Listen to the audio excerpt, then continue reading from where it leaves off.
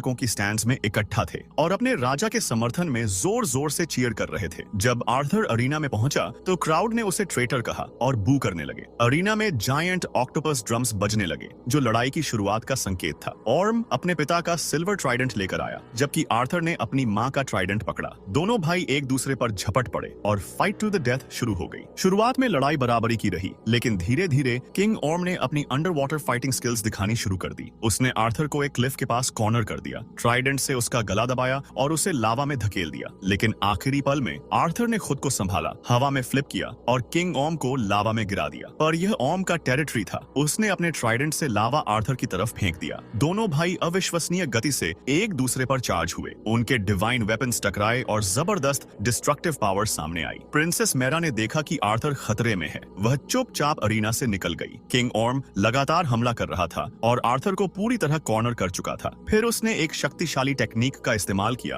और आर्थर की मां के ट्राइडेंट को 2 टुकड़ों में तोड़ दिया। क्राउड ने किंग ऑर्म की जीत पर जोरदार चीयर किया। ऑर्म अब आर्थर को खत्म करने ही वाला था। तभी अचानक पानी का एक स्वर्लिंग वॉर्टेक्स बना और उसे खींचकर अरीना के बीच ले आया। प्रिंसेस मेरा ने वैक्यूम बनाकर पानी को बाहर खींचा और ऑर्म पर बबल्स की तेज बौछार कर दी, जिससे वह कुछ पल के लिए स्टन हो गया। मेरा ने अपना स्पेसशिप निकाला और आर्थर को रेस्क्यू किया। दोनों एटलांटिस पैलेस से भाग निकले। पीछे किंग ऑर्म का वॉरशिप उनका पीछा कर रहा था। मेरा ने मास्टरफुल स्टीयरिंग दिखाते हुए लेफ्ट राइट डॉज किया और एस्केप गेट की ओर बढ़ गई। स्टिंगरे शेप शिप्स पीछे छूट गए, लेकिन किंग ऑर्म का शिप लगातार उनके करीब आता रहा। मेरा ने शिप को एक अलग दिशा में मोड़ा जहां कई जायंट लावा गन्स थीं। सबसे खतरनाक जगह ही सबसे सुरक्षित साबित हुई। पीछा कर रहे सारे शिप्स आग में नष्ट हो गए। सिर्फ किंग ऑर्म का शिप बचा रहा। उसने हमला किया और आर्थर व मेरा लावा पिट में गिर गए। लेकिन यह एक डाइवर्जन था। आर्थर ने अपनी कम्युनिकेशन एबिलिटी का इस्तेमाल किया और एक जायंट वेल से कहा कि वह अपना मुंह खोले। आर्थर और मेरा वेल के अंदर छिप गए। मेरा आर्थर की इस शक्ति से हैरान रह गई क्योंकि कोई भी एटलांटियन वेल को नियंत्रित नहीं कर सकता था। इसके बाद वे समुद्र से बाहर निकले